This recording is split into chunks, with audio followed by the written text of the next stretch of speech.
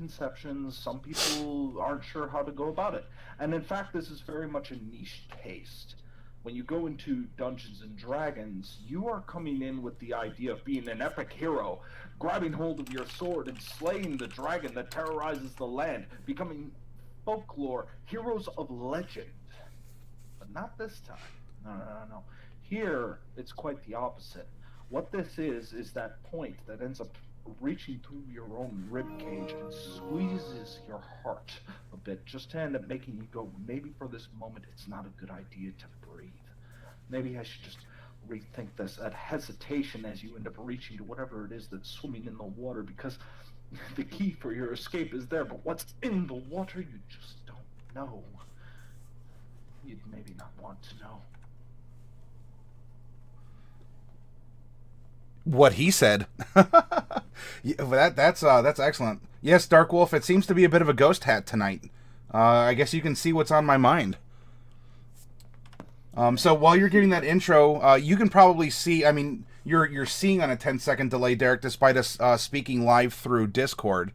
But I did have the grand area of Mesotopia up. Then our map that we made of Ukt itself. Next up... that's the Lurking Legacy. So now I have the Maw up, and I collapsed it right now. So I have, if for your reference, by the way, if you need to specifically bring up something for the 5 characters, they are up on screen.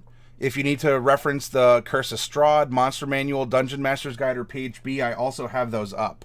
So I have your 3 parts of the campaign that we'll do in part 2. But for part 1, I thought that we would... I don't know why I'm looking at my headphones, because it's neither the camera nor my microphone. But it's where your voice is coming from. But, so we have the dungeon, and let me know what you would like to have pop up. And remember, I have MS Paint open and blank, so if you want me to draw something or to help illustrate a point, I can do so. I can also open up a blank Word document if we need to make notes on things. That is excellent. I think I want to start with a demonstration. Okay. If you don't mind. The nature of horror can be summarized in one thing: an implied focus, an implied threat. Something that is not known but has no intention of good for you. At the end of the day, DMs do this all the time without knowing it. They don't know they're doing it, but they can do it on a whim. If you have absolutely no idea how to end up running a horror campaign, you have been doing it since you started DMing. And I can guarantee it because we all have heard one sound, every one of us. That one sound spells an unknown quantity. If you've ever seen a GM roll behind the screen, but not say a word, instantly it builds tension. Because they know something has been made as a result. There's something on the GM's mind. There might be something lurking about.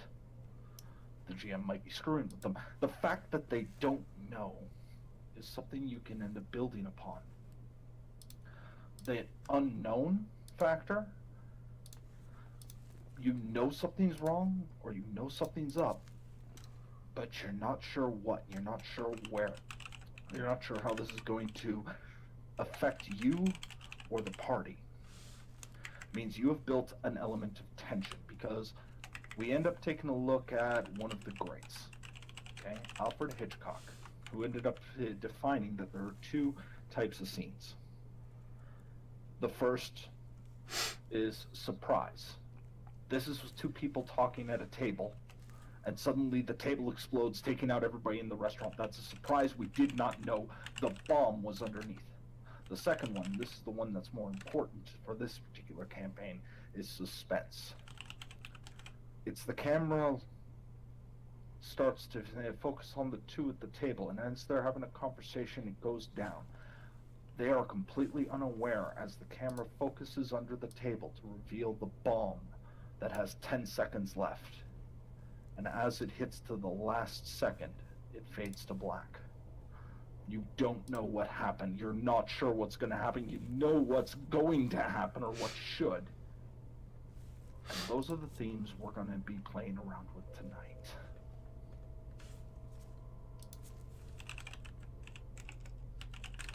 Since Maddie's still typing, I'll keep going. Yep, keep going. I'm being your I'm your personal secretary, Mr. M. Not a problem. Not a problem. Taking a look at the chat right now, because Dark Wolf ended up making a statement, and I'm sorry that I'm not following the entirety of the chat. I'm trying to focus in on the notes right now, but nope, that's fine. Right now, Dark Wolf ended up saying, I've silently rolled twice during my campaign. Both times when I had party had mentioned the possibility of a monster or creature at an island. I failed twice. The thing is, hey Dark, they don't know that. And sometimes the more important thing is that they don't know.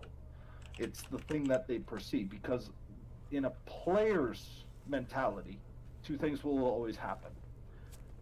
If the roll is for them, there's always that cringe moment that it might fail. It's that moment as the dice continues to spin, as it cascades across the table because they lost control of it and they don't know where it's going to land.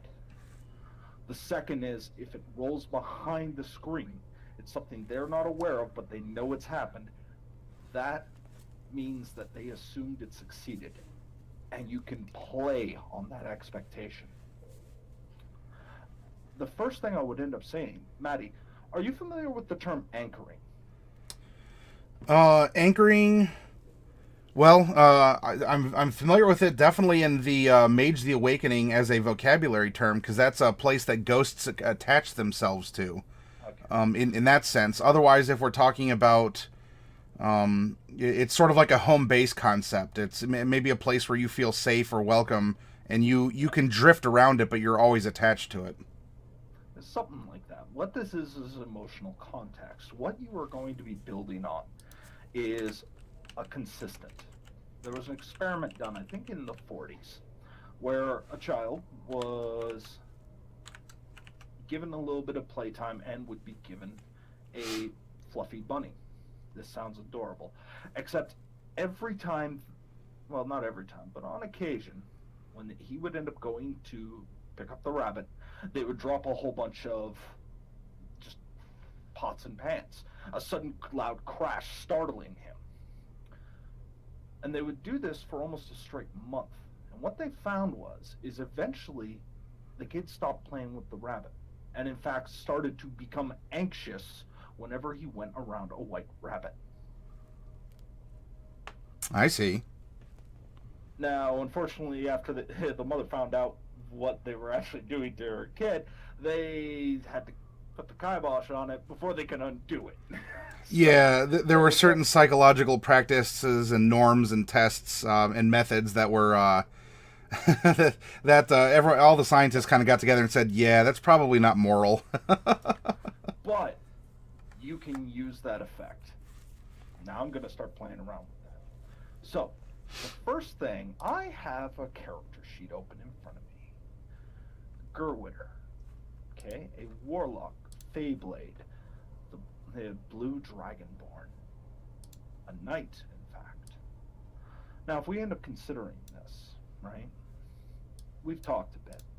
We understand that inside the entirety of, well, this campaign we're going to be running, one of the core bits is the first 3 to 4 levels is going to be played on the surface. The reason we want this is because you want to be able to make the characters, the players more importantly, attached to this land. Alright? Now, we said that there is some turbulence between, well, the entirety of the forest gnome populace and the humans. That's not getting along well. Tensions are bubbling. You want to play that out. You want to deliver that to the player, right? Now, yes. If we take a look at what Gerwitter is a noble. And that plays really well to our services because we, in fact, have a noble family funeral that begins the whole of this campaign. Ah. Right? So what we're looking for is ways to tie this in.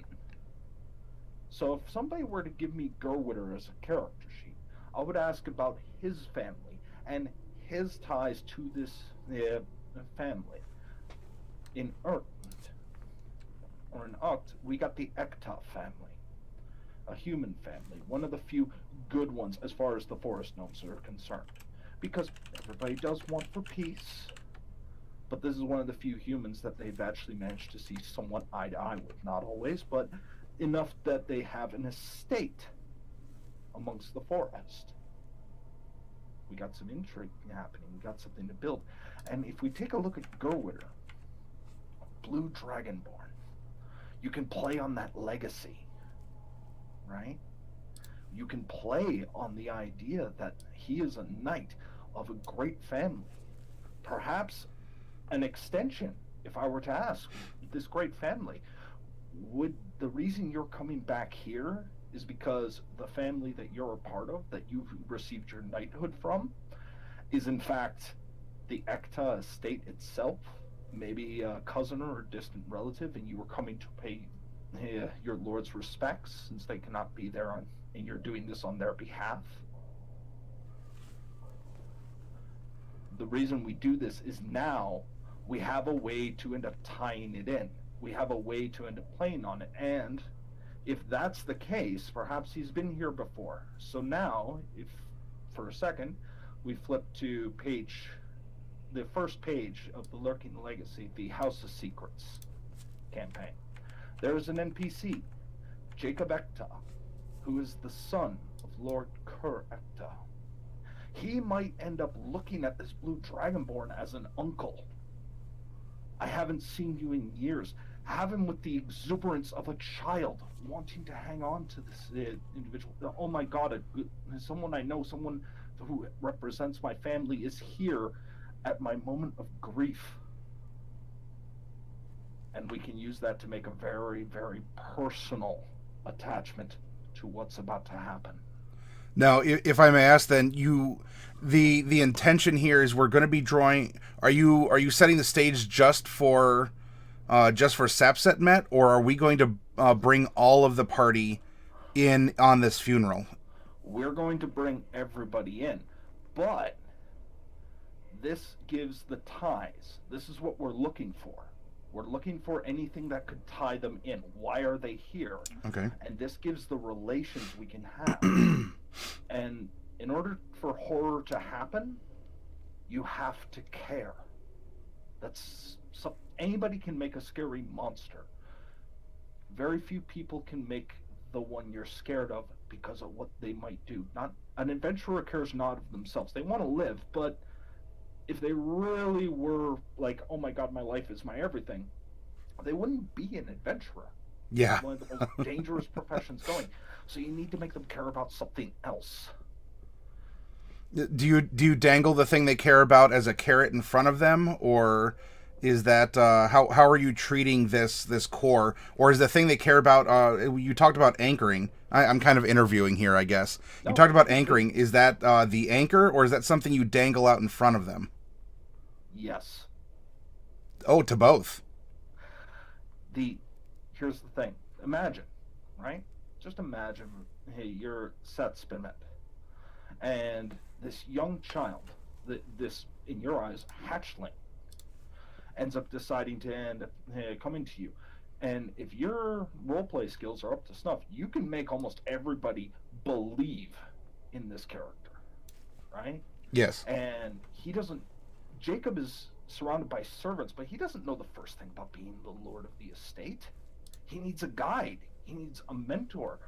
And his servants, he's not sure if they're up for the task, but this knight, most certainly. Right? Yep. Now all of a sudden we have a reason to care. But now, as the plot ends up continuing, we're going to end up building it up. This also means now you have a bit of a rivalry with some of the house servants, including Harold Lars, who is a butler of the estate. He is now the caregiver. I believe that would make Jacob his ward. I think that's the word I'm looking for. A ward? Okay, yeah. Someone that he's caring after. not necessarily as a parent, but as, look, raise him until he's of legal age or of sound mind or something. Yeah. And this is another thing we're playing around with, right? Because you notice I have few characters, but in fact, the two big ones you want to tie into would be Jacob and Liv. Liv Sunkissed is... Ooh, you know, to read the text on the picture. I have not actually ended up checking just yet. Nope, my eyes are terrible. So you might want to zoom in if you can. But I'm hoping I'm getting this idea to you. Like, I'm hoping this is making sense. Yep, as you narrate here, I was trying to swirl my cursor around the characters. Now that I've zoomed in a lot, so here, real quick, we have Jacob Ekta, the child lord of the Ekta estate, naive and hopeful. He wants his father's killers brought to justice. He heeds the counsel of his father's servants for rulership, but feels unsure about his ability to manage the affairs of state. And then you said Harold Lars is his ward. Yeah, the butler of the estate. That could be the relation. Now, okay. To everybody who's seen this for the first time, this is literally a loose plot, which means this is just some of the details you want to hit upon. But how you go through this campaign could be all your own. It might start at the Gnomes Grand Festival that they're launching, because gnomes are kind of happy-go-lucky. They're not mournful like human beings. They don't mourn in the same way. They celebrate the life. You want to bring that to the table, right? That excitement, that thrill, that the memories of the one good human. And hammer that point home, because now all of a sudden Lord Correcta, or Duke Correcta, I should say, is the exception, which kind of gives you their impression on the rest of humanity.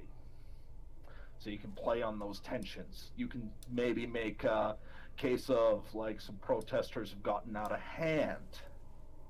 You can play on all of these different little ideas.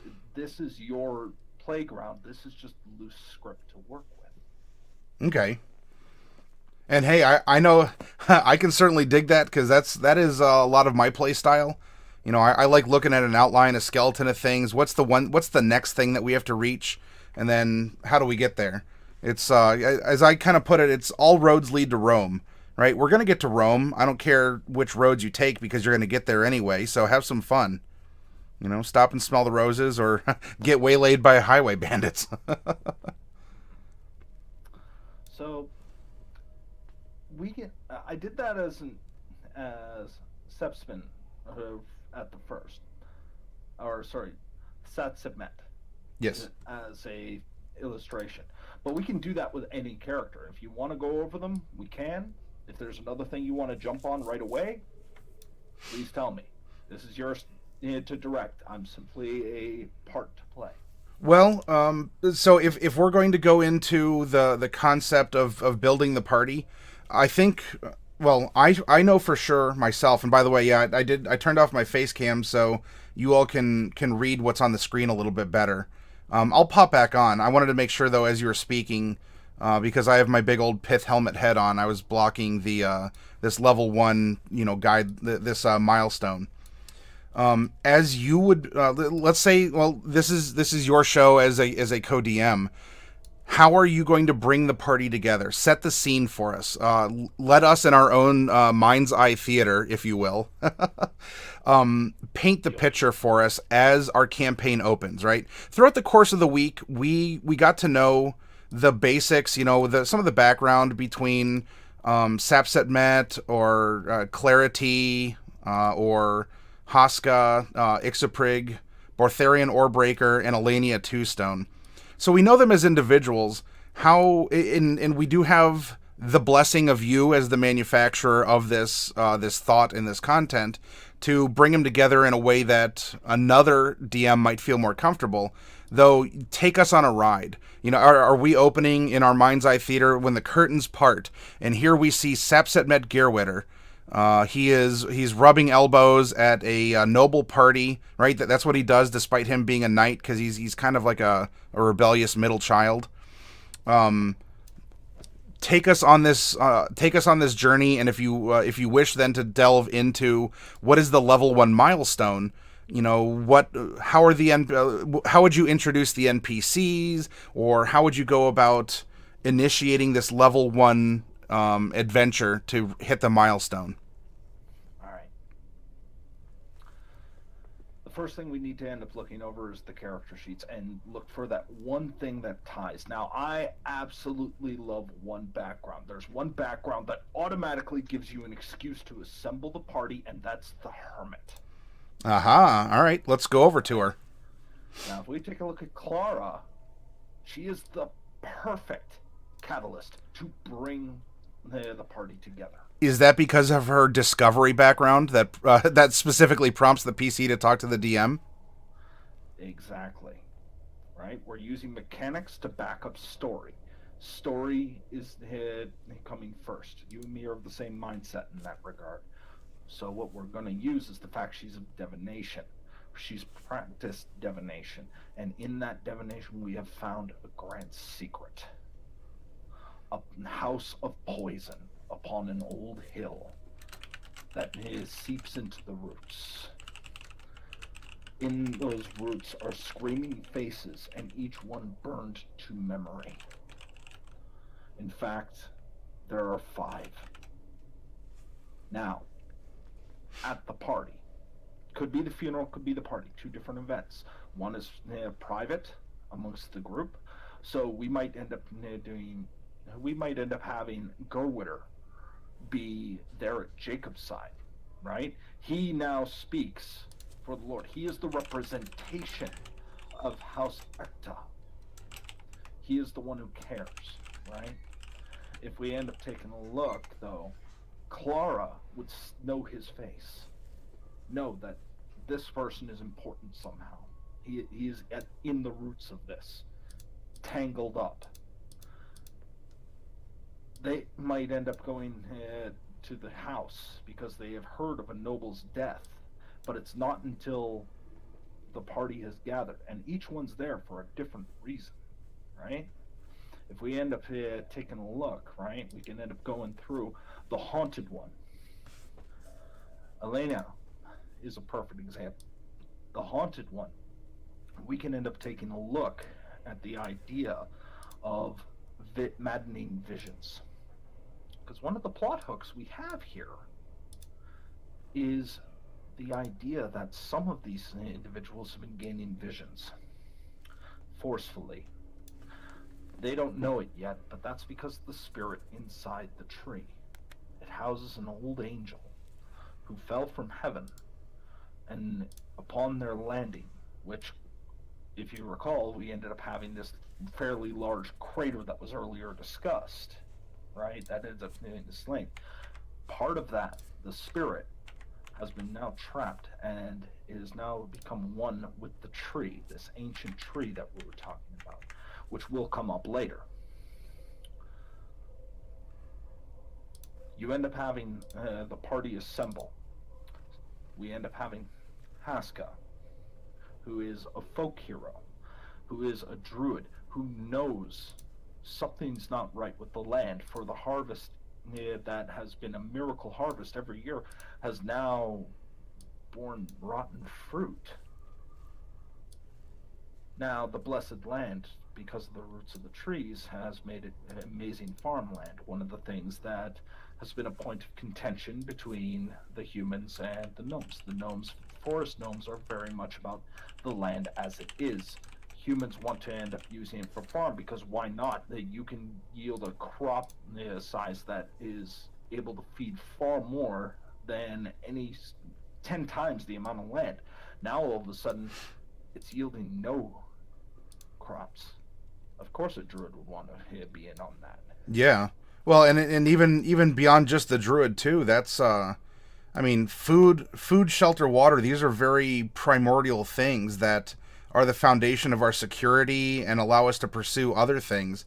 If that's threatened, all of a sudden, we're reminded of our mortality also. So do we have a good understanding of how the party starts together? Are you fairly satisfied with this so far, or is there more questions you have? I'm fine. Though, if anyone out there in the audience wants to say something in chat, you can ask Derek questions along the way. While I'm the one showing up on camera, I'm just the pretty Vanna White to his Pat Sajak or whatever. I'm illustrating things. I'm trying to, as he's discussing the different characters, I'm bringing up their PDF so you can look at you can see the characters, you can look at their personality traits, you can see their stats and their concepts.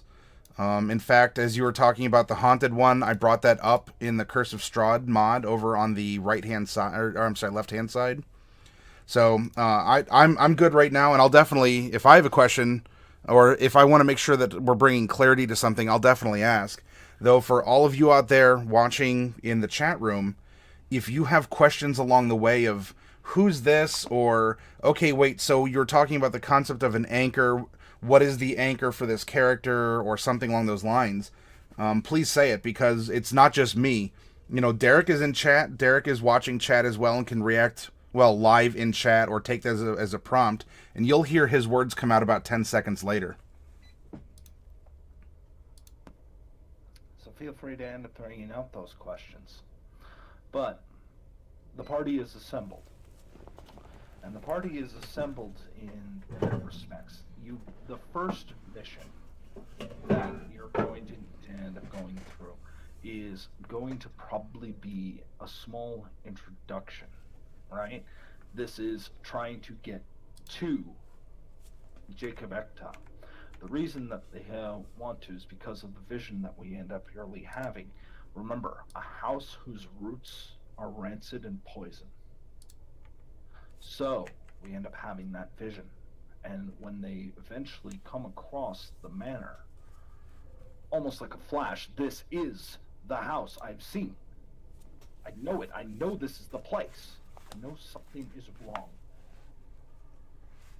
You end up taking the time to end up going about it, and you are trying to find ways to seek an audience. Now, they could try and sneak in if they want. They could try and end up using their point of contact. They can end up trying to end up sending messages. They can do however they want. But when they end up going through this, you're probably going to be about a session in. Because the first session is establishing. Yeah. Now, unlike most action RPGs where you want to get right to the action, right? You don't want to end up doing that right away. The action is your payoff. What you're trying to do is now build tension. Tension, build it. And the combat, the success, is that release, right? Yes. So what we're going to do is we're going to use that pacing. Now, the encounter that Jacob might start with when he ends up talking to his uncle, to end up asking them to end up bringing his killer, or his father's killer, to justice, right? Now, if you want to be direct about it and get right to level 2, that kind of stuff, that milestone, he might know exactly where it is, or he might not. In which case, we got a more investigative bit. And let me interrupt you for a second. I think I think you brought up a very good point, in that when you have a combat in a horror, whether it's a movie or, you know, if you're reading It and the kids are actually fighting, like, now that it's become manifest, it's easier to understand, and therefore perhaps not as... There's still a thrill. It might not be as horrible because you can actually conceptualize it. It's no longer playing on your own personal fears and visceral, you know, reactions. And so combat in a meta, where we're talking in the meta, if you're using combat as a DM, it's to actually be a release of tension, because you can hear little scrapes and whatever, and then you're like, oh, well, it's just rats. Or is it a bunch of skeletons that burst out of the wall because they were, I don't know, boarded up in there? But as soon as the skeletons are done, you're like, oh, we've solved that mystery, and I feel a little bit more relieved. In my concept, if I'm incorrect, you can let me know, but it seems like you would use combat in this sense to be a blow-off valve. Kind of. It's definitely one of the uses of combat, and that's one of the big things about a horror campaign, is if combat has ever happened, especially at the early levels, right? So, and this is one of the things we're going to build up, right, with Nash. Nash is the assassin. He has ended up causing the death of Duker Ekta. And because of that, he is ready to end up making his escape. He's waiting for the opportunity to get lost in the crowd when the funeral disperses. Unfortunately, this is a gnome festivity, so of course that party's going to go on for several days. And I will put a reminder out there that we're speaking as DMs right now. Like, if you're reading this, if you're thinking as a DM, how like, not everyone, I doubt the players are going to know Nash as a person, as a character, or even what his actions are. No. But this is where the investigation begins, right? It's not just learning who Nash is, it's learning what he does, what kind of a person you're dealing with, right? Contract killer, very it's very mundane, and this is where you want to start. You don't want to start with supernatural all over the place. You want to start with that this is mundane, but something's wrong. Now,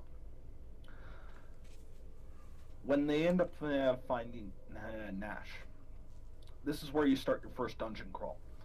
But your first dungeon crawls might be trying to get past a pair of dogs he has on the outside of a cave that he's hiding under near the road.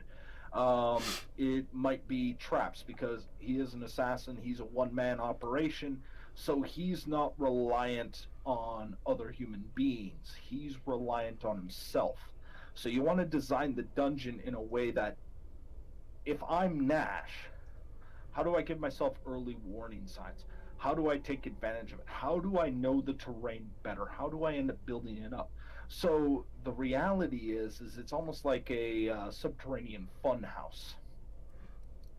And it sounds like if he's hiding in a wayside cave, or I don't know, even under a bridge or something, it doesn't have to be a huge, expansive, filled with traps and goblins.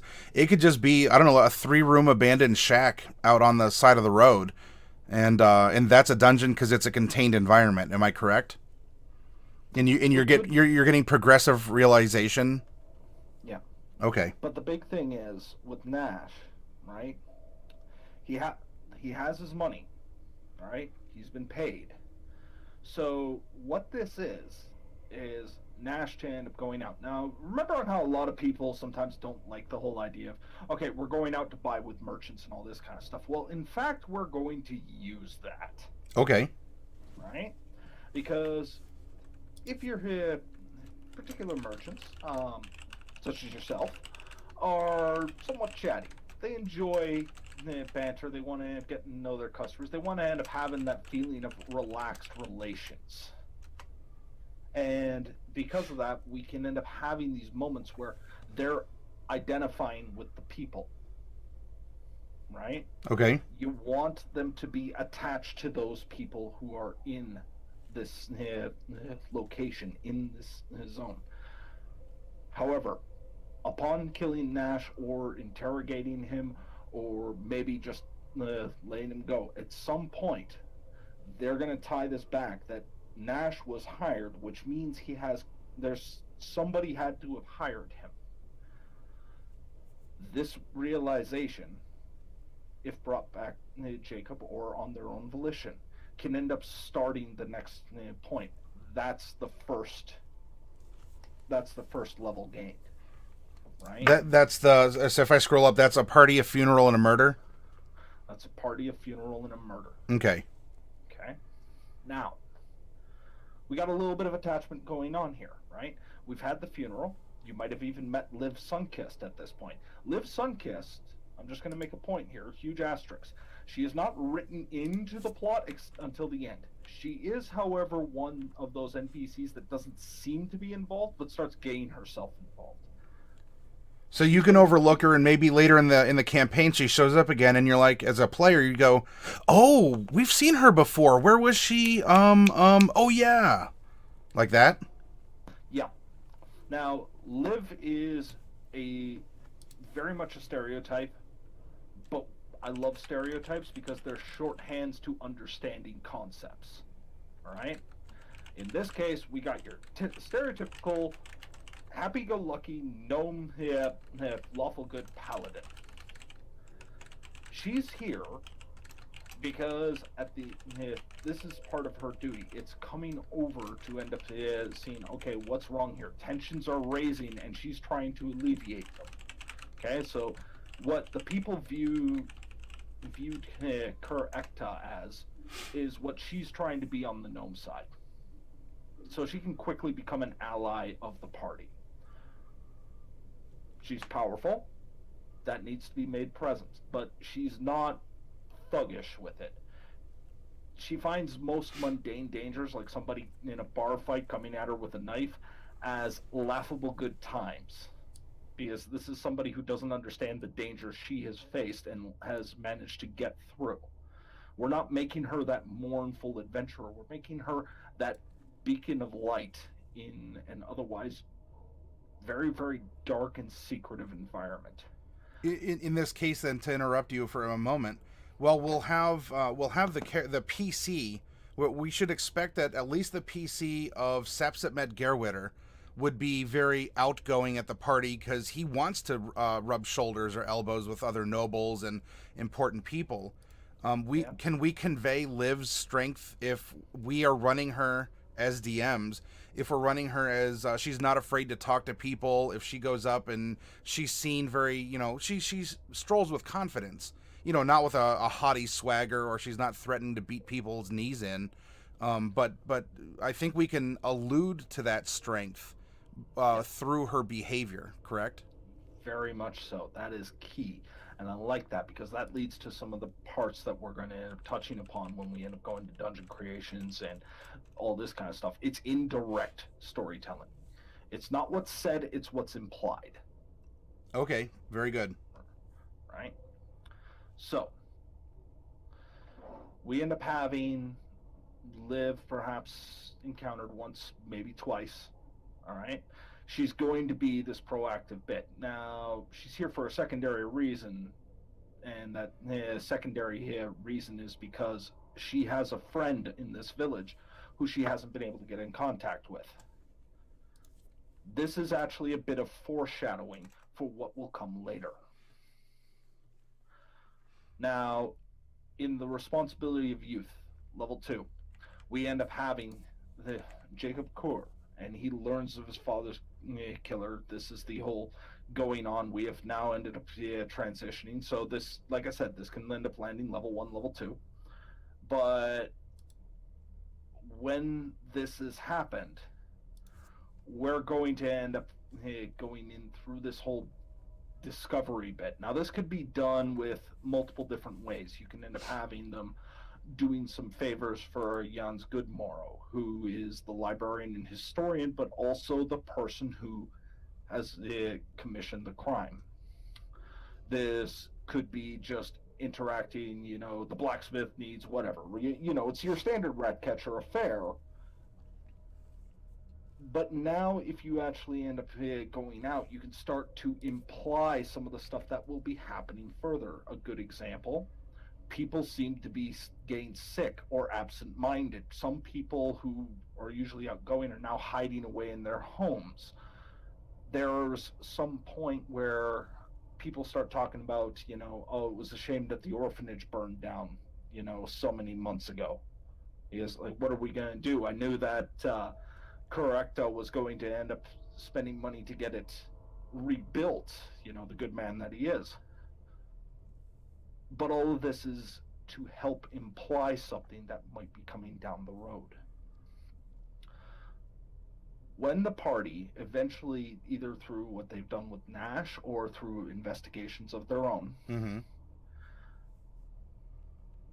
they start to end up finding out that eventually all roads lead to Rome, and they can end up finding out that Jans is very much in league with a small group, this small group of conspirators. Now, the first thought is that this is some kind of evil cult or something like that, and Lars has no qualms. Harold Lars, the butler, has no qualms about trying to make them out to be evil sycophants. that they deserve this. But if the House formally took action, well, that's going to end up raising all manners of conflict. They can't do it directly, and the authorities aren't going to do anything because this is the death of a human. What are they going to care? Right? So this makes Jacob feel like he's painted in a corner. So Harold's going to push for this. Okay. The reason he's pushing for this is because the truth is that he doesn't want anyone to know what he and his own little group, which we'll get to, is actually up to. But if they were to end up finding Jans, they end up confronting, maybe trying to slay, who knows, but they will end up receiving a warning from her or her co-conspirators that all is not as it seems in the Ekta state. Now, if I can... Oh, I'm sorry, 1 second. Go ahead. To interrupt a bit, too, if you want to stress the importance of perhaps not just murdering Jans, which is an option, I imagine that, you're kind of flexible as a DM there. Though, while the party may learn of the connection, you may want to throw something out there that they would need some kind of unimpeachable evidence, physical evidence, a written confession, the contract for the kill, something tangible that could be brought into a court and prove beyond a shadow of a doubt that this was the case. You just added to the skeletal framework. Okay. I'm sorry if I got ahead of you there. You're causing my own mind to you're inspiring me as well, and I want to make sure that unless there's questions in the audience, which remember, if all of you out there, if you have any questions or say, well, what about this? You can certainly do so, and I want to make sure that I'm speaking up on my own behalf as well. Yeah, which I do appreciate. And I'm sorry, I'm a little bit dominant right now. I start yammering and I won't shut up. No, you have my soapbox, brother. You're fine. Right. It's a magical soapbox, too.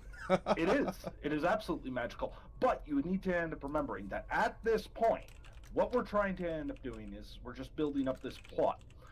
This plot ultimately revolves with it coming back, right? We're coming back to the house. Because beforehand, this started with the party going, okay, something bad's happening here, the death of the Lord, we need to end up getting its killer. Well, guess what? Now it turns out we're working for the bad guys, but are we really? Because Jacob truthfully has no idea what the hell his father's been up to. He doesn't know that his father has been involved in human trafficking. He doesn't know that his father had been corrupted and influenced by Harold Lars. He doesn't know any of this. What he does know is he has no idea how to run the estate, that his father was very secretive in that regard. He was to be left alone, and his passing suddenly ended up shaking up his world, and he's just trying to live up to this reputation that needs to be upheld. Because if it was ever found out what happened at the Ekta estate, if they ever found out what kind of horrors that this individual has become involved with, you can imagine the entire house of cards coming down. Yeah. So the party, this is something you need to drill home, because if the party says, well, we should bring this to the authorities, no, that's the dead last thing you're going to want to do. And you want to make that very clear. And this is one of the reasons why you put so much emotional ties into Jacob, which is actually a lot easier because he's a youth. And parties can typically end up becoming very attached to this, especially if Jacob starts to view them with this wonder and, oh my God, I want to be this. I mean, look how amazing you are. Inflate their egos, go with it, right? And especially, with our dear Uncle Gerwitter, he's not going to want to turn it around. He wants to end up looking after, he wants to do right by this child. Right? Because this is a youth. Much like himself, he wants to end up being a bit rebellious so he can understand Jacob on that level. Jacob kind of does have that little bit of a rebellious streak because he's young. He wants to explore. He wants to get out. He doesn't want to be a lord. He wants to be a kid. I was never meant for this. I'm only here 14 years of age. I'm hardly a man. And now they're asking me to end up looking after my father's estate. Then I have to look after his effects, and what? It's too much. It's too much, Uncle Gerwin. Help me. Please help me. You want them to end up having that emotional connection. Because like I said, in the worst horror movies, how many times have you seen this? We don't care who the hell this protagonist is. We're just looking for a body count. Yeah. Yeah. That's not horror. That's a slasher. That's a whole nother campaign. We'll get into that some other time. Just because your DM puts skeletons on the board doesn't necessarily mean that, you know, the visceral kind of horror where it's tugging on your emotions or you're getting invested in the story. You see it as, oh, there's skeletons. I'm going to hit them until they stop moving. Yeah. And this is where we end up leading into the third part, right? When they start investigating the estate. When, of course, Jacob is going to end up saying, don't stay at an inn. I refuse. No, you are rightful guests of my house. My father's house, which has become mine. I wouldn't... And I will not see you live in squalor. Tonight, you dine on the finest of wines and drink the finest of breads. You know, add a little bit of comedy. That little bit of levity helps. Yes, it does. In the contrast. That is also a blow-off valve, too. Go ahead. No, it's okay. Because you're right. But here's the thing. That kind of blow-off valve builds attachment. And again, you're playing with people's emotions here. You're playing, and ironically, for as much as you'd like to be able to play towards the character's emotions, DM trick when it comes down to emotional manipulation, you're not trying to end up manipulating the characters. You're trying to manipulate the players. Yes. So, if you're capable of doing... You're using the characters as a conduit, but your goal, you're aiming for the players, but you're going through that channel. You got it. And that's what we're here currently doing, right? Now, level 3 is going to be fairly odd, because this is going to be another investigation, because we just end up having, right, the combat, the investigation, the secrets, these moments being untold, the betrayals, the building up. Because again, they've had time at their level 1 process to probably run into Jans. They've had time to end up running into these people. And all of a sudden, now they can't trust a child. They don't know if he's innocent or not. Maybe he's playing them. Maybe he's aware. I mean, if you ever watch a kid, you know full well they are really great manipulators. So, when they end up going through the estate, eventually, and this can be however you choose to do it, Jacob is going to be a little bit paranoid about the party eventually. This is Harold putting ideas in his head, because after all, Harold's trying to look out for the boy. Of course, has his best interests at heart. So when they eventually, and shouldn't be, and this depends on how good your group is at this kind of thing, right? If they're not particularly skilled at finding stuff out, I don't mean stat-wise, I mean as a group, as a player base, then, you know, you might want to be a little more ham-handed about it. But if they're good at subtlety and kind of like, oh, they're picking up what I'm putting down before I finish my sentence, then we really need to end up making sure that Harold seems really smart. Because ultimately, Harold's secret is he is not what he appears. Yes. The original... And Go for ahead. people who are just joining us too, we're having this discussion as DMs. Like Hot Euro, not only do you have a delicious name, thank you for... I'm sorry, one shout out here real quick, Derek. Thank you for joining us. You have a very delicious name. And the context of the conversation is we are DMs and we're plotting a horror campaign for a group of characters. And if you have questions, please ask them along the way. You are invited and welcome to do so. And also, it does look like I might have solved the volume issue. If you all are having problems, let me know. Thank you very much. And yeah, Gerald, thank you very much. God dang it, I'm hungry now. Yeah, I know, right? But because of what Harold is, once he's found out, he's not going to encounter, he's not going to come face to face. He is not that kind of villain. He is the cowardly villain. He is the manipulator. He is not willing to get his hands dirty. And he's got trump cards aplenty. And this is where he starts to end up running into the basement. Jam, Hey, welcome. Thanks. Well, Yeah, I gotta be safe. We're in kind of a wild area right now, Jam. So, this is where level 3 would end up kicking up. Safari Matty, the truest of explorers, yes, he is, and he is going to be exploring far more than he expected. So, at this point, this is the first of 3 major arcs. So we're doing plot lines aplenty, right? We're seeding ideas to do in the future, and you have more ideas to seed. And because this is a skeletal framework, you can move on. You can build upon it. You can end up saying, maybe this is going too fast, maybe this is going too slow. This is entirely up to you and how your party responds. Because if you're just trying to get through the story, things will come across flat. And in a meta sense, this arc is ending at 3 because by going through the Shadow of Corruption chapter, by then you would have given all your players a chance to get to whatever final archetype they're at, and they could have gotten to maybe swing a sword or punch something or use their skills a little bit to determine, hey, I felt it out and I'm good with this character, or hey, can I tweak it? Or you let them in levels 1 and 2 build up a little bit until they say, you know what, as a monk, I was on the shadow, or I was on the fence. I thought maybe going shadow monk, but actually I think going way the 4 elements is going to be the best. So you're letting them make that option at the end based on what you've presented so far. Yeah. Am I correct?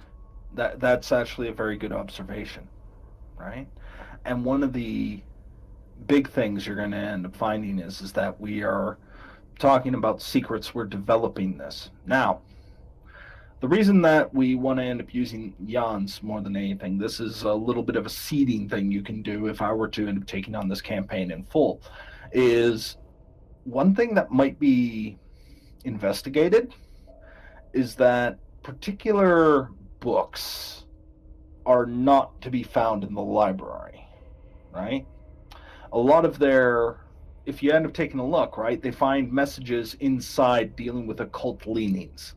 The reason for that is because right now, this is their communication, but it is also, here is how you know what we're trying to end up talking about. What we're secretly talking about is not the messages in the pages, it is what is on those pages directly.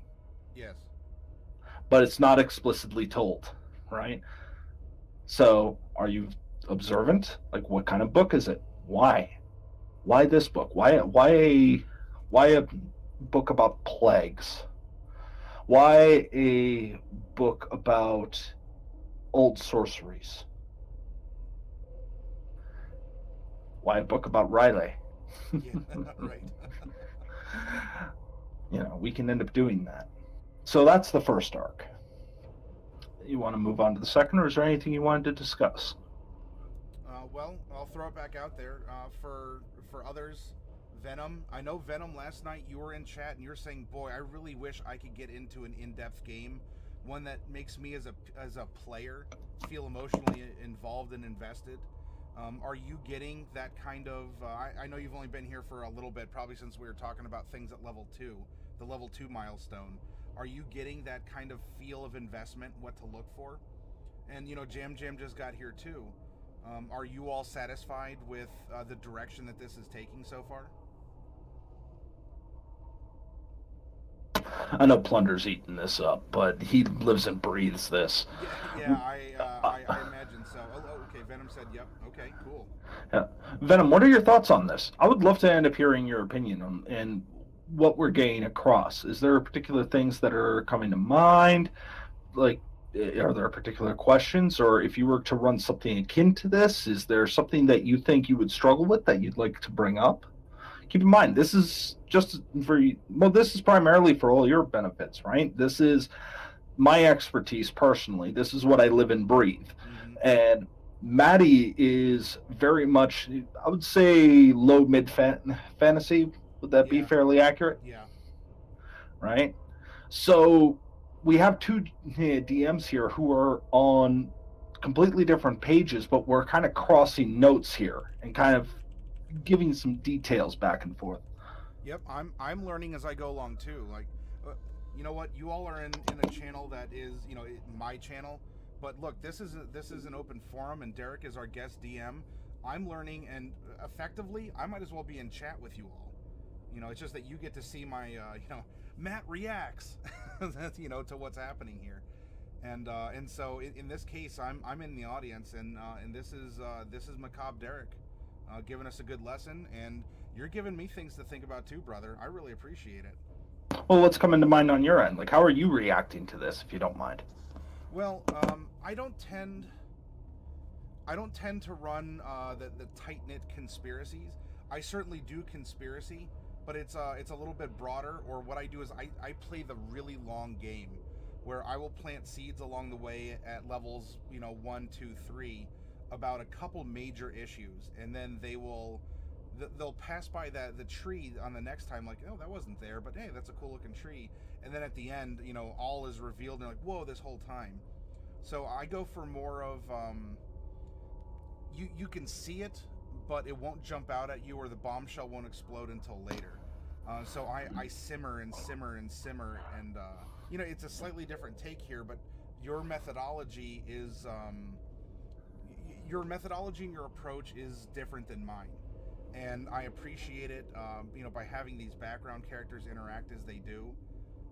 And, you know, look, until I start running games on my channel, all I can do is tell you what I generally do at my D&D table. But getting this, making a more intimate cast is something that I don't do a lot of. I may make an endearing NPC every once in a while, to make it so that, look, oh, it's not just an escort quest. Like, they're actually involved in the NPC and want the NPC to make it to, you know, the next level.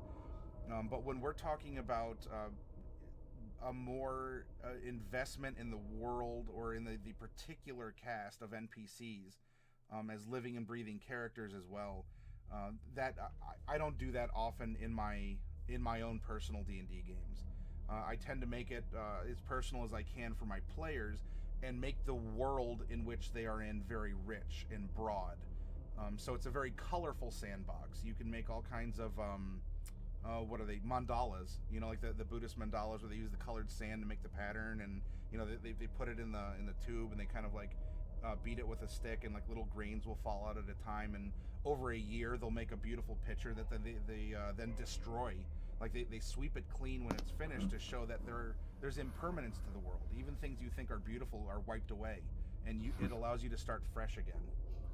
Yeah. And that's one approach that, like, for me, here's what I found. When you hint at something, right, you start hinting at stuff. There's a few things that have been hinted upon, or you can start to hint upon. But if I were to end up actually writing down the amount of hints you can drop in each arc, this would be easily a 20 to 30 page document. Yeah, right? Yeah. Oh, and also Venom got back to you too real quick in chat. Yeah. Okay, so Venom, my thoughts are that I may need to find a DM that specializes in horror, because I'd like to make me and my party think about things other than combat or roleplay. So Venom, here's the thing, right? I like an investment in the characters, like, you know, personal fears and weaknesses, and that's great. And this is one of those things where the NPC ultimately is a tool for exploration. If I might go on a side tangent, this is one of the reasons why it is that I advocate playing a evil NPC, because an evil NPC will start to question and bring about alternatives that are unthinkable for a good character, but that an good would NPC or an evil PC? Evil PC. Okay. Because this means we can interact with each other on stuff that if it was an all good party or a good neutral, would be taken as a given, right? And if you're particularly good at playing devil's advocate, now all of a sudden you can end up playing around, and now they have a reason to express these thoughts. They have a reason to express these feelings and start building up on, okay, why do I believe this? Caden, believe it or not, if we end up actually going through this, we have two evil NPCs, two good NPCs, and one neutral. Jacob really does want to do right by the land. He wants to do the best he can for his people, for his house. Liv is literally just happy-go-lucky, do right by others, golden rule type of gnome. And she's very celebratory in that regard. She wants to live life. So when you end up having this, right, you need that point of contrast. When I was running Detroit, one of the characters that everybody endeared themselves to was Ink. Ink was a Malkavian who no one wanted to upset because they were afraid of what she might do, but she was easily the conscience of every PC. She was the one who tried to be the kind guiding hand. She was the calm in the storm. And you need that. You need that as an NPC to help reflect and give the player characters a chance to be able to play that kind of turmoil, to end up really getting into it. That contrast is what makes it, because without light there is no shadow. Yes. Real quick, if you don't mind my asking, because I do have the map up and I'm going through a bit of a visual review as you're talking, did you have a location in mind in any of the regions or on the map for this, at least this part 1 to take place, otherwise or the other parts of Uct? Yep, because you have in the Weird Lock an ancient tree containing trapped spirit. That is one of the major plot hooks. Yes. So if you actually highlight the tree, that's where you're going to find this. This is actually not far off from that, because that ancient tree is going to be giving that fertile land. That's the land in dispute, right? Because it can grow such great crops. The fact that it is something blessed, unbeknownst to everybody. They know there's a spirit in there. They don't know what kind. They don't know that this is the spirit of an angel that has fallen. Okay. Right? Now, this spirit is calling for help. This is one of the things that might drive the few NPCs, if we can't find a more personal plot hook, a reason to go out. It might even be the reason that our hermit has learned of this great secret. That's the vision. Does that make sense? Yep. And so you may not, it sounds like you didn't necessarily pin it to a place. But if we as DMs think, oh, this sounds really good in someplace else on the map, we can really pick up this presentation and drop it anywhere. Yeah. Or did I miss that you tied it to a particular region? Like I said, so long as it's relatively close to the tree. That's the only thing. It doesn't need to be like stupidly close, but this tree is pretty massive, at least the way I've pictured it as it's been presented to me. Because I actually did not put the tree on the map, because I figured, look, it's a big old tree. It could go anywhere. So that wasn't necessarily reflected, but maybe if you wanted it in a swamp, you have swampy areas. You have a lot of look. All the dark green it's forest, it's jungle, it's trees. If you want to put it in someplace else, you could do that as well. Yeah, and now you got this flavor that you can play around with. You can actually end up having an old swamp, or you could end up putting it beside the riverbed. For this campaign, if I could, I would actually, you notice that there's where you have the water, like, it almost seems like we're at an edge of a large crater, right? Okay, so in the north? Yeah. I would end up probably placing it there, and that'll come into play later. Okay, yeah, in the greater lore of Mesotopia, now whether or not that comes into play or not, that is where a meteor struck. Now in Fallfire Plains to the north, that is considered a wild magic zone. So magic is just kind of going crazy go nuts, it's going bonkers there.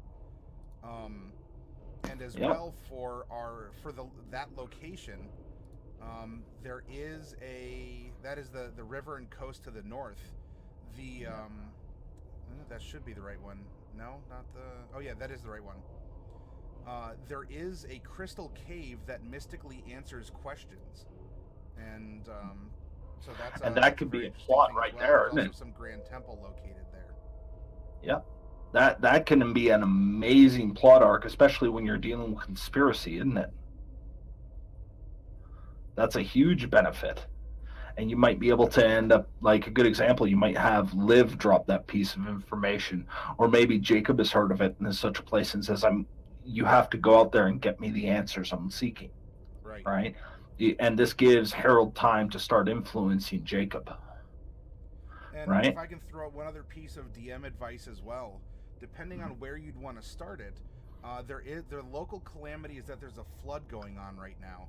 And on our map day, we were just messing around saying, oh, this could flood or whatever. So here in this kind of almost like a little Wolf's Head area, this mountain in the middle, there's a swamp in it that goes out and it goes into a little lake because this is very rainy. As Plunderloot was asked, is it tropical forest or arboreal? Maybe it starts as one, goes to the other in the south, because this is like a Mediterranean terrain. So maybe the northern area, like the northern parts of the northern countries, get snow. So it's going to get warmer down here as it's a little bit more equatorial. Though if you want to contain an adventure, especially at low levels before they get teleportation and wind walk and all that, if you wanted to have this house on a hill, you could say that they come here and then there's a flooding event, and so they can't get out until the floodwaters recede. And not only are you building on the natural environment of Ucht, and you're getting the point across that this is a rainy area, this is a forest and or a jungle in some cases, but you can't leave until I recede the waters for you, if that makes sense. And it does. That also plays on one of the classic horror themes, right? Isolation. Yes. And this is one of the things, right? This is one of the key bits if you're going to end up doing horror. And this is where D&D becomes a little difficult, because the typical D&D trope is that, okay, we're going to now leave and we're going to travel across vast distances of land. Well, the problem with that is it means you aren't really spending any time to get to know characters. Unless the character is traveling with you, you might have a few encounters with the Lord of the Land, the garrison, the shopkeeper, what have you, and then move on and never think twice about it. And this is why you kind of need to flip the script. You need to flip the script that, no, what's most important is this land. One of the best things that has ever happened with VTM, just to draw on that, is the fact that a city is effectively an isolated fishbowl as far as a vampire is concerned. Hey, Commander, how you doing? Yeah, it's good to see you. Welcome to like Magneto in the old the X-Men arcade. If you remember that game, X-Men, welcome to die. Welcome to die. But yeah, that's one of the things we're going to end talking. So, right now, we end up having Harold. Harold Lars, this now revealed Deep Scion, who has been posing as a butler, has now fled underneath the mansion. Sorry, hang on real quick. Do you want me on the Into the Depths Below now, or are we on 4 through 6? Let's start on 4 through 6. I'll try and speed this up a bit, but if you have any questions, please do stop me. Okay, all right. Yeah, and what I think we'll do is let's get through 4 through 6, and then we'll take a break, and then we'll come back. Sounds great. And you can talk about the ending arc and take us through a dungeon with the themes that you've discussed so far. Okay. So, underneath the Ektar estate, okay, is actually a route to the Underdark. Now, everybody knows I'm a Drow fanboy, so I'm not going to even disguise that. Yeah, but be unrepentant with it. If you like it, you like it. You can run them well. All right.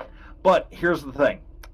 underneath, we have the Drow city of Aloktek. And Aloktek, it used to be a large Drow city. Not anymore. Something has happened. Something has twisted it. Now, underneath in the Underdark, what they're going to start finding is stuff that should not be. Okay? Now, at level 4, one of the things that you're going to start running into is, and this is kind of key point, right, is something here called Fleshbender. Fleshbender is a disease. Now, this is really weird. We'll get to the details of it, but suffice it to say, when it influences, it starts to end up taking on a mutagenic property. Horrible things start to happen to your body, but it doesn't rack you like a typical disease does. A typical disease will start attacking your constitution, doing hit points or anything like this. What this disease does is start to influence behavior. And this is one of those things you need to end up worrying about. So beforehand, this is one of the key themes we're talking about, right? Above, you can interact with just about anybody above. You know, you had shops, you had keeps, you had everything in the wild. You had great taverns and festive points. Now that you're below, you're starting to build in on that isolation. So, there's a place called Salvation's End. Tip of the hat to Plunder, if he remembers that one. Now, Salvation's End is named appropriately because Drow have a tendency of reversing how things are told. So, a good example, we say only the strong survive. But a Drow would say only those who survive are strong. So, when they say Salvation's End, they don't mean the end of salvation. They say this is the end of the road to find respite. Hence the name. Now, here's where we get a bit of contrast. Okay? The caverns go on deep, and there's going to be evidence of what Correcta was actually doing. It's never been explicitly said, but there's been a point where they start finding basically evidence of people being kidnapped, of like old shoes being in large piles. You need to emphasize this has been going on for a long time. So it's a bit of a forensic science mystery, right? Why is there a pile of shoes? What does that indicate? Well, it indicates there's X amount of people and something happened to put them in a pile, and where'd the people go? Yeah. And this is, again, right, we're kind of building on, because we've already set the tone at the first, right? And this is what you're going to be doing. However, underneath are Drow, and they're angered. Now, they might have ended up going through some journals when they end up going through. They might have found some investigation. It depends entirely. But the players might eventually hear, or this might be the first time they hear, of the Sleeping Lord. The Sleeping Lord is ultimately what we're going up against. Only hinted at, but it's what we're going to end up encountering. Salvation's End is a very small hovel. It is almost built into a small chasm, a crack in the rock.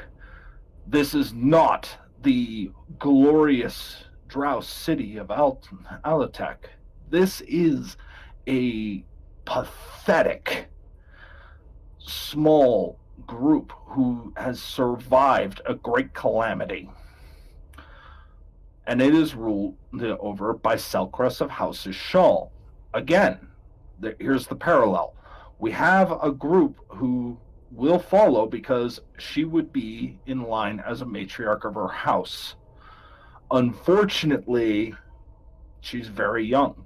But unlike Jacob, who is unsure, he's unfit, Selkrus believes she's noble, a bit of a brat, and believes she has the right to rule. She is, in fact, better than almost everybody, and she thinks herself cunning not so much, right? A little bit of comic relief, like you're almost adorable with your attempts at manipulation kind of situations.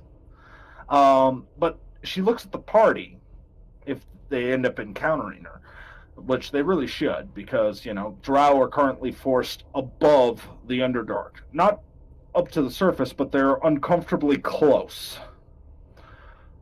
The reason we end up having this is because now all of a sudden she's a ruler without a house. Mm-hmm.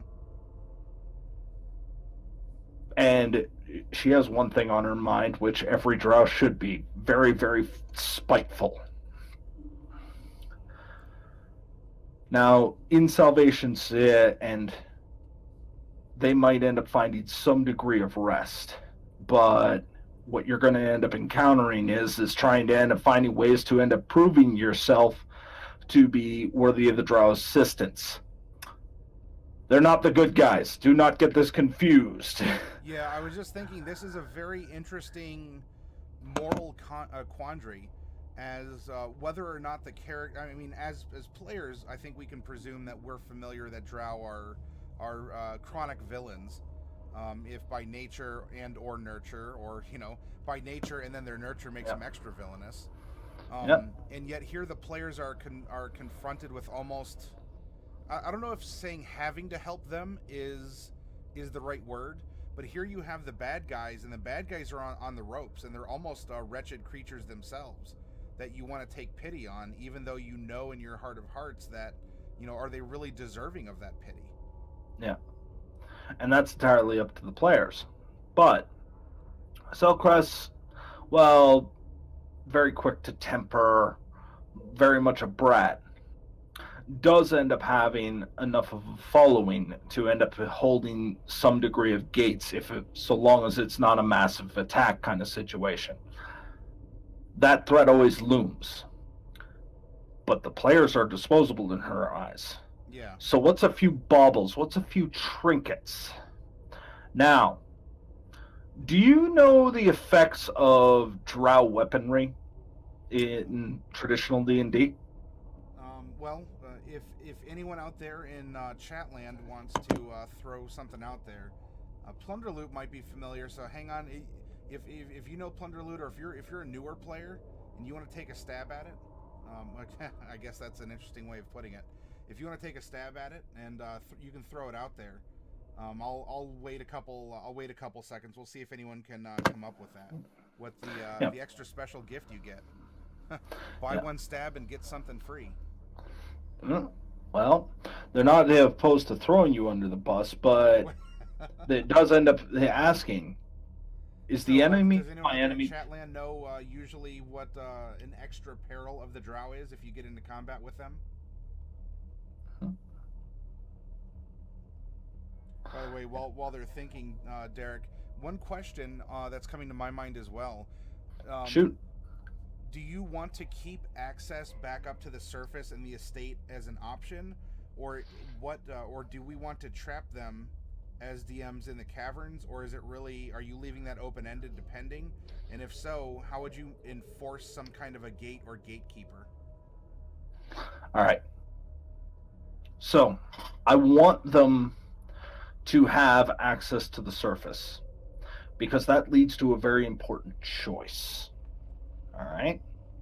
Now, down here, we end up having this disease going over, Fleshbender. Fleshbender is something they're going to run into a lot more as they go deeper. Right now, they might have only run into maybe one or two things that have this disease. Now, if they're infected, we'll get into the details of that. The drow are very suspicious about them. But this might be one of the first times they hear about the Sleeping Lord, because they will be accused of being agents of it. And they don't really know what the hell they're being, or what's being talked about, right? Now, this might be us to your leader. This might be a case of the drow take prisoners, because, guess what? We got to start rebuilding with someone. Drow are perfect in this regard, because droughts actually don't kill all that frequently in regards to combat. They want to take their time with you. So this gives us a lot of excuses, right? But ultimately, I want the players to feel like, yes, they can go back to the surface. They can go back, right? You want to end up teasing this point of no return, but make it very clear, this is a long trip down. I mean, this is like a day or two journeys down before they start running into stuff. And this is one of the reasons why they're going to find a lot of evidence along the way. But what Drow have in their weaponry is inherently, in the Underdark, there is a magic that fuels most of their weaponry. This is why Drow usually have bonuses to damage, is because their weaponry, so long as it has never been exposed to sunlight, gets a +1 bonus to damage and to hit. Now, if I gave you, mechanically speaking, if I gave you a weapon that, so long as it's never exposed to sunlight, how much more likely are you going to stay down here versus going up top every 2 seconds? Oh, we got some chat going on. Altron, what we're talking about is, well, we're going to discuss this, I guess, right now. So if you get stuck by this, try and imagine waking up one day and you realize you can see out of your shoulder, because an eye has actually grown out of your shoulder, is now looking frantically. You are looking frantically, trying to figure out what the hell's going on. Try and imagine if your skin started to stick to things.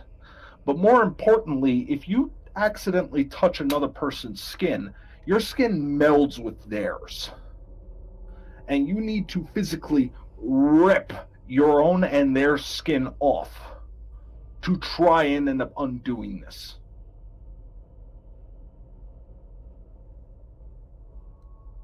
You're not going to be sticking to walls, but to people, that's not a problem. Try and imagine your arms turning into tendrils, and it allows you to wrap around things very well, but you lose the use of your digits. Right? Maybe you lose the way to wield a sword, which kind of requires a wrist. These are things that the disease does. It shifts you. It changes you.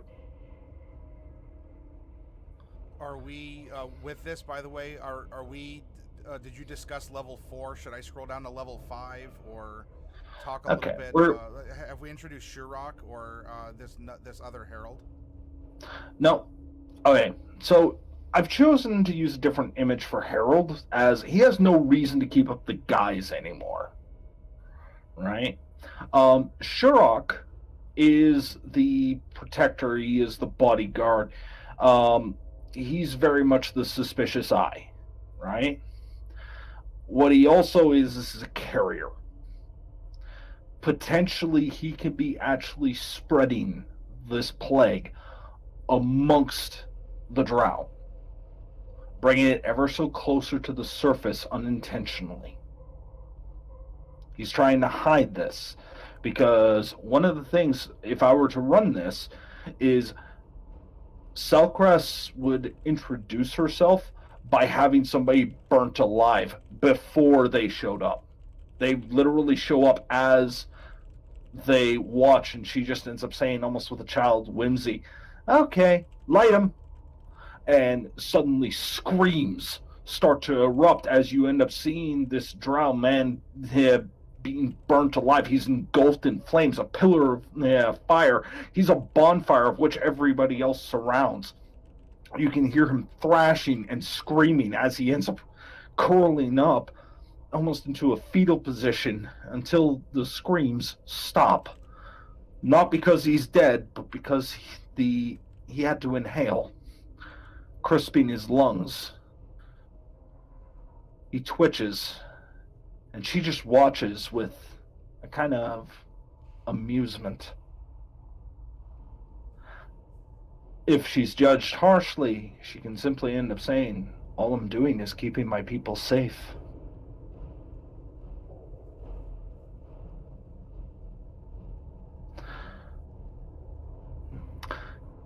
You end up using this, and like this bratty, whimsical, unstable child as an ally makes you end up having that bit of a hesitation. How far can we trust? Because we can't. You should never trust a drow, right? But this also ends up meaning one of the random encounters you can potentially run into at this point is Tinker Tailor. Now, he's an escapee. You might remember we had Liv, who was looking for a friend. This is Liv's friend. Tinker. Oh. There's something cathartic about watching someone burn alive. Well, you know, we can always end up enjoying that moment, depending on what kind of character you have. But yes, Eldreon, they do end up using a lot of sleeping effects. They have no interest in just killing for the sake of killing. They want to do so much more. Ritual sacrifice and slavery are just the tip of the icebergs to the depravity and glory that is the drow. So you want to bring that aspect of the culture to them. So how good of an ally is an ally just because you have a shared enemy? Now, Selcrest is probably going to have to start pushing, but what's going to eventually happen is that once they have established this kind of relationship with Selcrest, she's going to end up saying, well, we have a bit of a food shortage. Food is one of those basic needs. Nothing new there. But what is new, welcome back, by the way, just saw you put the camera back on. Yeah, since we scroll down to the bottom of the NPCs, I'm not blocking anyone. Plus, if we have some new watchers, some new lurkers out there, I want them to see my beautiful face. And it is glorious. And the hat is exquisite. But what we have here is this setup that ends up saying, okay, we need food just as badly as you. So I'll tell you what. If you can end up clearing the way, we have enough people to secure it. But it's going to be in a place you don't like. But it's not my problem. The root of the problem, level 5, is when they start following in through these caverns. Again, we're just playing around, just above. Maybe here we can see the city, but it's something far off in the distance. And this city is a drow city, and a drow city is typically built into the rock, into stalagmites, or into stalactites, and it's hovering over an ocean, like a subterranean sea. There are whole chunks of rock being held up by giant chains that are holding up whole buildings. You end up having this really odd city that it's very different. It's not farmland. You can't guarantee that there's going to be ground under your feet. You are just being hung, suspended in midair by these chains that are, each link is probably as thick as a house. Right? I love that imagery. And this bottomless pit that is blackened water. To the drow, this is normal. Yeah. But to the players, you can build something very fantastic down here. When they end up going out to end up trying to end up gathering... Oh, let's take a look here. Burning people on that side. Okay. Still having points on that or discussion. Hey, that goblin! Welcome. We're doing fantastic. Yeah. Just to introduce, my name's MacabreDerek, and Maddie has been kind enough to end up having me come onto the stream to end up sharing with you guys a bit of a campaign that I wanted to throw together specifically for the characters we ended up building. And we're currently just going through the second arc that I ended up having and kind of giving how I go about it, and more specifically, how to end up bringing about horror in these regards, how to end up building the fantastic and the mundane into something that isn't quite right. Yes, this is for the most part. While we are considering our players and maybe occasionally stepping into player characters' shoes, this is a DM conversation. So we are maniacal DMs who wish to to prickle the skin of our players by exploring the element of horror and building the tension and building the story and going through tips and tricks. So Goblin or Arc Commander, anyone else out there who's watching or lurking, if you have questions on something, if you want maybe like a brief recap, let me know too, because I can catch you up to speed, let alone Derek. But he's actually, MacabreDerek, take the wheel, because I'm riding shotgun. Yeehaw! And I hope it's been a fun ride so far. Oh, it's been an excellent ride. I'm really enjoying this. And would you, when we finish tonight, by the way, Derek, would you be okay if I put this out for people to read later on our Discord? Not a problem. Not a problem. My plan is to go over this stuff again, spell check, all that fun stuff, because I am an atrocious writer, if you haven't noticed.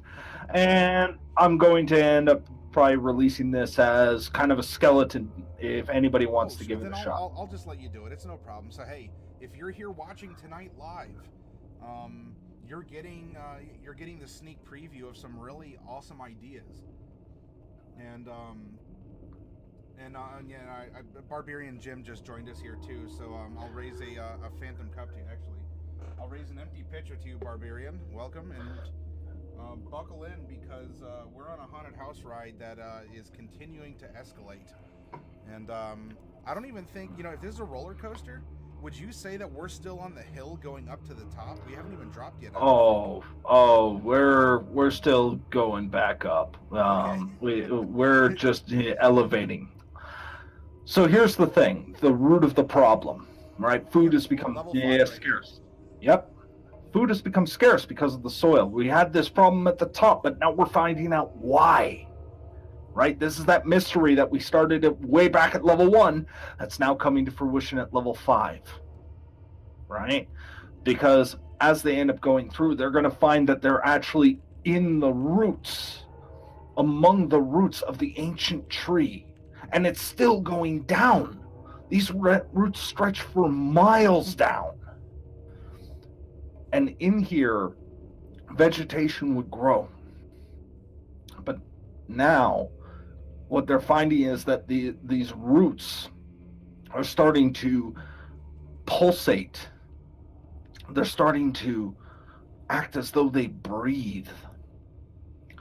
And what they start to find is that there are several people down here, gnomes, humans, drow. All of them seem to be tending to this tree, chopping at its roots, trying to end up breaking it, trying to end up building up on this. And when we end up encountering it, we encounter Harold Lars. Now, one of the things they're going to find is gibbering mouthers. Now, most players wouldn't think twice about gibbering mouthers. They're a fairly common use if you're going to try for, cheap horror.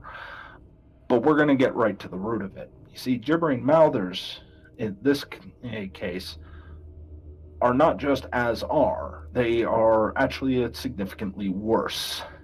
Because what's happening here is they're going to be your level 6 encounter, right?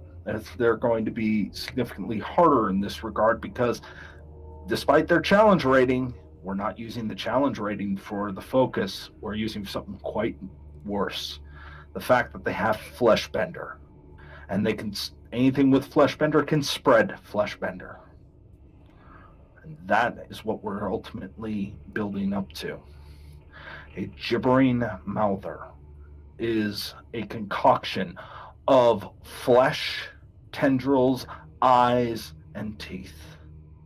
It has no real bones to speak of. If it ever did, they have been broken, snapped, and used sharply as needle-like teeth. And many of the points of Fleshbender seem to come from a gibbering mouther. The players might have already had one or two infected by now. They need to end up staving this off as they start to eat and become parts of the root. Several of these servants, these drow, gnome, and humans are all twisted. Their faces might be partially melted. Their rib cages might be open to show a giant maw. They are deformed. They are twisted. Now, to quickly interject here, yep. We by introducing a disease like this almost puts a timer on the actions of the party, right? Because as the disease runs its course. Yeah. A question that I can ask on behalf of chat too is if we're going into this expecting one or more of the players to succumb to Fleshbender, what can we do to make sure that we're not completely stripping agency of the character away from the player? How are they still involved in the story? Okay, here's the thing. You can be infected, but remember, Fleshbender doesn't take you right away. It puts you on that timer. You're right. So you are desperate. You are trying to end up finding ways. You might have a paladin or anything like that. Typically, people will try and end up having a magic bit, but we are going to get to that in a minute. But right now, we need the danger of the disease to be prevalent, right? We need it to be a credible threat. So something that would be laughable at level 5 suddenly came really high up in the priority level, despite the fact that, oh yeah, we should be able to, 3-shot this thing. Right. So by doing it this way, what you've done is you've introduced that there is a disease that possibly a player or players could be contaminated.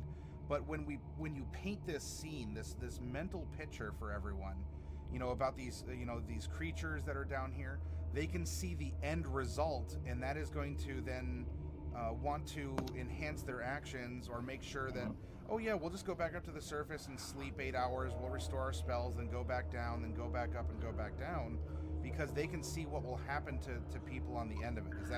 Is that correct? So you've seen the end result, and you've introduced that this could be something that's it's currently incubating, but it hasn't manifested yet. So, Maddie, you said you're taking notes, so I want you to just quote yourself on that. Okay. We've seen the end result. Okay.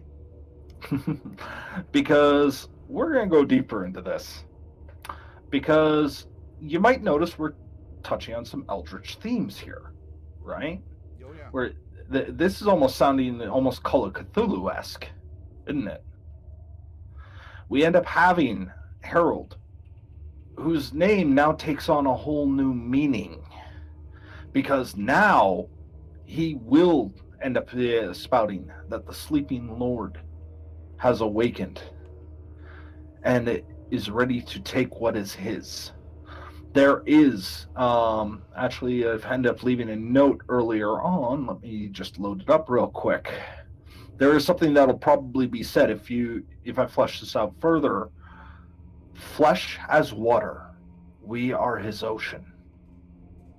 Ooh, Flesh I like as water, I mean, we are his ocean. Terrible and horrifying, but ooh, I like that. Yeah. Right? And this is what... Eltrion might be onto something here. Ooh. Let's take a look here. Let's take a look. We're doing pretty good. Yeah, Goblin. Let's see. Pass on the site. Okay, talking about the site. Not going to get into where that is because I saw the 4 letters. That means don't click on this while this stream is running. Yes. Barbarian Jim, glad to have seen. I'm just home from a homebrew club meeting. Okay. Don't worry, your spelling is nowhere near as bad as mine. But yes, Genesis, you're right. Harold is a herald. That's exactly what he is. And the irony's not lost on him. But now, despite the fact that Harold's particularly weak, you have all these people who, and if you've experienced Fleshbender, you're going to know this, is you're going to start hearing things. You're going to start to feel impulses. And this is part of the horror, because you were talking about player agency, right? Yes.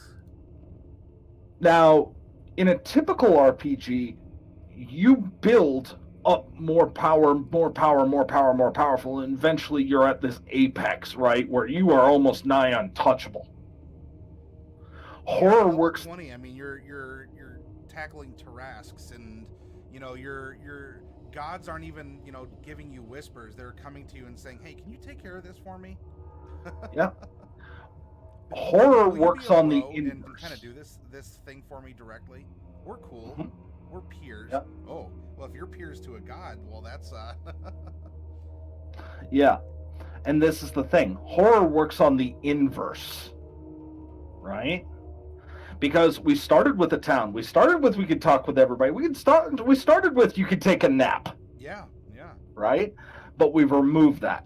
We removed this. We're causing loss. Not only on now, yeah, usually you don't want to strip away too much of a player's agency, but if they understand the context to it, sometimes it's not a case of we can't because mechanically we can't. It's a case of this now goes from what would normally be considered a good idea to an absolutely terrible one.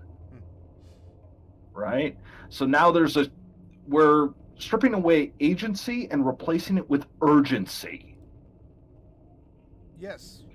I mean, that sounds like that is a very, again, I'm looking at my headphones because that's where your voice is coming from, even though I should be making eye contact here, but that's a very good tagline to remember as well. Like, are you still providing, as a DM, you don't want to strip your players of their characters, because then why are they coming to your table, right? So we're taking a step out and we're having a bit of a meta conversation. Though you can do things to prompt them to act in particular ways, or you look at them as a DM and say, look, here's a disease. This is in the course of the story. These things are happening, and I would appreciate it if you could incorporate them into your actions. I mean, however you want to approach it. That would be my approach. Though Derek may do it a different way. It depends on the context of the relationship between the DM and the PCs. But I think asking for a little bit of negotiation, especially with something that is so central to the story, hopefully your players will trust you that, look, I'm not doing this to be an all-powerful DM, and I go, haha, I win, you're under my control now. But instead it's that, come along now, like you're giving them that, that push, come along, keep moving, keep moving, keep moving. It's not even that. The scene here is specifically intended for this can happen to you. Keep that in your mind. So it's like the ghost of Jacob Marley in a Christmas Carol. Yeah. Okay. But here's the flip side of that, right? If this can happen to you, what would you hope the other person does when they find you in this state? Oh, so we are also telling a tale of morality and even good choices or compassion for the weak. Mm-hmm. Because none of these, here's the thing, most of these servants, you could one-shot. They're just commoners. They're not. It's not a challenge in that regard. Yeah. But then it comes down to, if it's no challenge, what do you do? Because they didn't have a choice in this. And you do, and that's why you're the big damn heroes. To use the Firefly reference. Exactly. You kind of get, like, these are some of the themes you need to kind of invoke in horror, right? Because ultimately horror is that feeling of helplessness, that worry, and how do you overcome it? What makes a hero? He steps up, he goes against the challenge, he says, no, not today. And because of that, he stands with conviction. He tries to end up doing the right thing, but in this state, the right thing is not possible. You are hurt. I'm acting out at what you're saying, so to emphasize it. I didn't see that. Because of this situation, right? And here's the thing. We've got some time to get to know the NPCs up top. Yeah. You can take one of those, 2 of them, bring them down. What if this is a fate of somebody you know? The barber, the merchant, the little kids running around, whatever you need to use, but take a familiar face. Again, this is just a skeleton, but if I'm doing it, I'm going to bring back those elements to haunt you. Oh, okay. So like in the quote unquote like the level 0 adventure, they're going through town, or you're giving them gold to go on a shopping trip, and there's the wife of the kind merchant, and she knows your name, and she says, "Have a wonderful day," and all of a sudden she's down here later on, and now it's really personal. And that's just it. Remember, I keep telling you, we want to bring it back. And here's the thing, right? You notice in the NPCs, I brought back one. All the others are different outside of Harold and Liv. Liv has come down here because she has discovered another way. Now, this is key. She's found through the sewers to get here, which means just barring off the entranceway in the manor is not an option. Yeah. Because we don't know how many ways there are up the top. That creates a little extra panic and urgency too. Like, oh well, at least we sealed it off, right? It can't get out any further. Then they meet Liv. They're like, we remember you from the party. Wait, how did you get down here? Right? And then it turns to this: how did you get in? This is where you start building the conflict, right? Liv will always try and make the right choice, but she's not perfect. She is down here for Tinker Tailor. Now, they might never meet, okay? But Tinker Tailor, the gnome friend she's looking for, has encountered Correctus plot. He was a victim of it. And now, because of his escape and being trapped down here with this disease, with the monsters, he is doing everything he can to survive. And he is ultimately a broken shell. He will let the party get devoured if it means he can escape. He will survive by any means necessary, which puts him in direct conflict with Liv. And so since you have, not necessarily a bad guy, like he's not the villain that wants to burn down orphanages and kick puppies in the street, but he's very self-centered because of the dire circumstances. He's the rat in the corner willing to bite the cat chasing him. And here's the thing, right? Now we've shown what the disease can do to you, and we're now showing what will happen to the survivors who aren't infected. Oh, that is clever. Right? So, dear God, like, it's a lose-lose situation if this breaks out. And right? Something must be done. The PCs can't just sit back and say, oh, well, the guards can take care of it, or... well, I guess we'll just go grind on some goblins till we can cast spells and make it go away. There's a timeline, and this is affecting those who are afflicted and not afflicted. Mm-hmm. Art, thank you very much for joining. I'm grateful that you end up deciding to contribute, and hey, if you haven't already, buddy, I would end up saying hit that follow button. Maddie's going to release some amazing content. Come again next week. He's probably going to take a whole nother line going on, so seriously, if you haven't, follow along, join the Discord. Maddie, if you can end up putting that in. You said it's my soapbox, so I'm running this. So, yeah, please do come back because, hey, this is a great community, and you're seeing two community members starting to bat an idea back and forth. And I would love to see you be a part of that.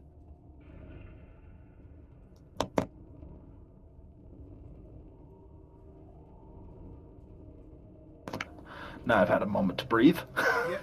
No problem. Okay. So we have this. If they manage to clear the way, the drow now have access to food. They're willing to partake. Give a few baubles. Yeah. And now they've proven they can be the point of the spear that Selcrest is looking for. And this is going to lead us to the Unholy Alliance, the level 6 milestone? That's exactly right. So now Selcrest is more understanding of what Fleshbender is, right? And she says, well, I might have a cure for that. or not a cure, but a helping hand. And she's going to tell the party of her mother, Larsha Lee of House of Shaw. That might ring a bell.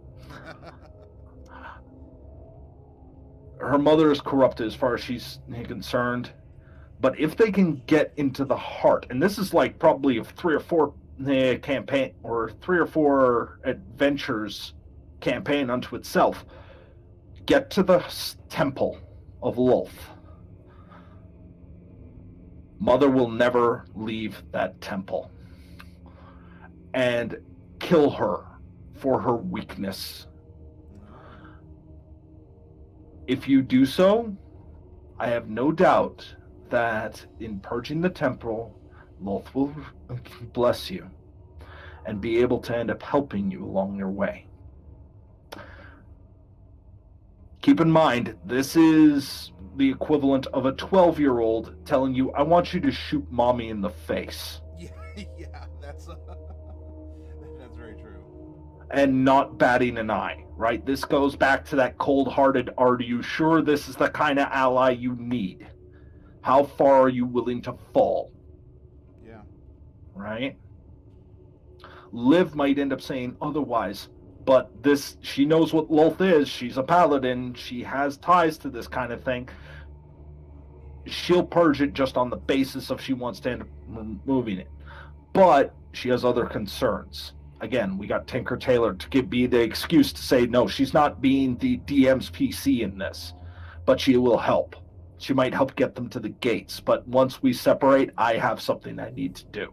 And it sounds like, as an NPC, she can be a backup source of information if the players in this campaign don't have the skills, either the player knowledge that they're finding a way to make it not meta knowledge, but if they don't know about Lolth or the Drow, we have an NPC who can very naturally offer that information about that in a way that doesn't seem ham-fisted in the scope of the campaign. Yep. So you got this whole bit. I'm glad you're catching on to these little ties. Remember I was telling you it's not what's written, it's what's implied? Yes. The Unholy Alliance, if they do manage to end up taking out Larsha Lee, who is still a trickster cleric, but her power comes elsewhere. Right? She is now a cleric to the Sleeping Lord. And she will take absolutely no prisoners.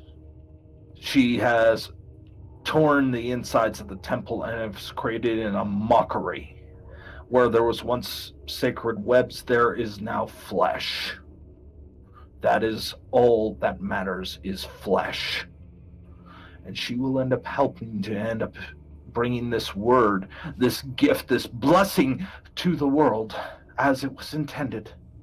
Because only until flesh is as water, and we are his ocean, you are a simple drop in the bucket to something far greater than you can imagine.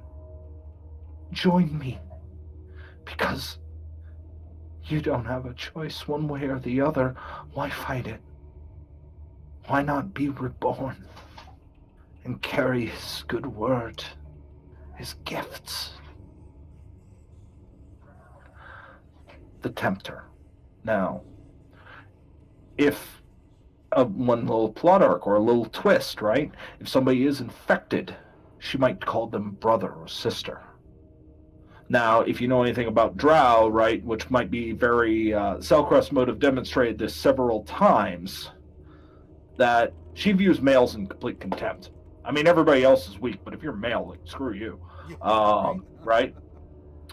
So for a priestess of Lolth to tell an outsider male, you are my equal because you carry his gift. That's how depraved in Selcrest's mind she has become.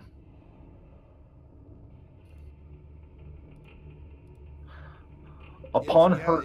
It's so perverse against the... it's so perverse against the concept of the Drow. I mean, other things too, but Even when you have the evil drow going, whoa, come on now, let's be reasonable.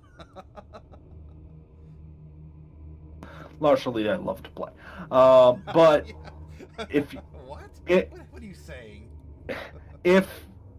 Well, no, I shouldn't say if. When the party kills her, they will receive a blessing. But this blessing is you will be gifted with the resilience against the corruption. You will receive it.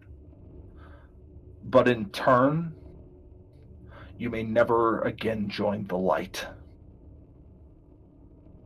This is that point of no return. This is that double-edged sword. Remember, drow, you can't trust them, right? Same thing with their blessings of Lolth. If Lolth is going to bless an outsider, you better believe there's going to be a caveat. Should you ever enter the sunlight again, you will die. You are now property of Lolth and all that is below.